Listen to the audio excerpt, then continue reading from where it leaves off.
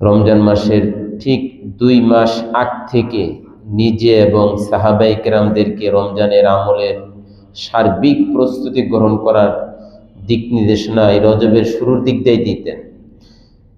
এই যে দোয়া পাঠ করলাম, আল্লাহুম্মা বারিক লানা ফি রজব ওয়া শাবান ওয়া বাল্লিগনা রমাদান, এটার অর্থ সুস্পষ্ট। আল্লাহ রজব শাবানে আমাদের হায়াতে বরকত দান করেন, কর্মের মধ্যে, আমলের মধ্যে, কাজের মধ্যে, ইবাদতের মধ্যে, সব ভালো কাজের মধ্যে বরকত দান করেন।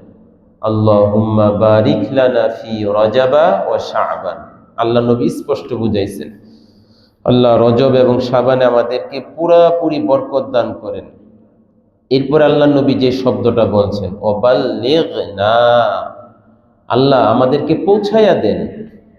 ওয়াবাল্লিগনা, হাদিস শরীফ আছে না, বাল্লিগু আন্নি ওয়ালাউ আয়া, উম্মতকে বলছেন, উম্মত আমার পক্ষ থেকে তুমি একটা বাণী জানো, একটা কথা জানো, কিয়ামতের আগে যারা আসবে তাদের কাছে পৌঁছাইয়া দাও। তো ওই যে বাল্লিগু আন্নি ওয়ালাউ আয়া, ঠিক ওই বাল্লিগু বহু বচন আর বাল্লিগ এক বচন। রাসূল উম্মতকে বলছেন, উম্মত বাল্লিগু, পৌঁছাইয়া দাও, আন্নি, আমি নবীর পক্ষ থেকে, ওয়ালাউ আয়া, একটি বাণী, একটি আয়াত, একটি হাদিস তুমি জানো, তোমার আরেক ভাইয়ের কাছে সেটা পৌঁছাইয়া দাও। আর এখানে রাসূল আল্লাহকে সম্বোধন করছেন, ওয়াবাল্লিগনা রমাদান, আল্লাহ রমজানে আমাদেরকে পৌঁছাইয়া দেন।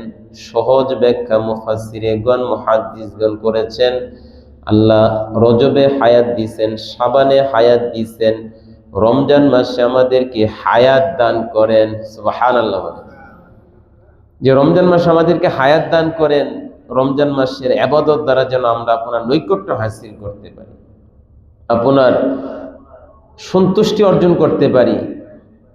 কি পরিমাণ রমজান মাসের সওয়াব! একটা ইবাদত করবেন 70টা ইবাদত করার সওয়াব, একটা ফরজ আদায় করবেন 70টা ফরজ, মানে কত লাভ আর লাভ, আমলের লাভ আর লাভ। এই জন্য যারা সত্যিকারের আল্লাহওয়ালা তারা ঠিকই প্রস্তুতি গ্রহণ শুরু করে দিচ্ছে।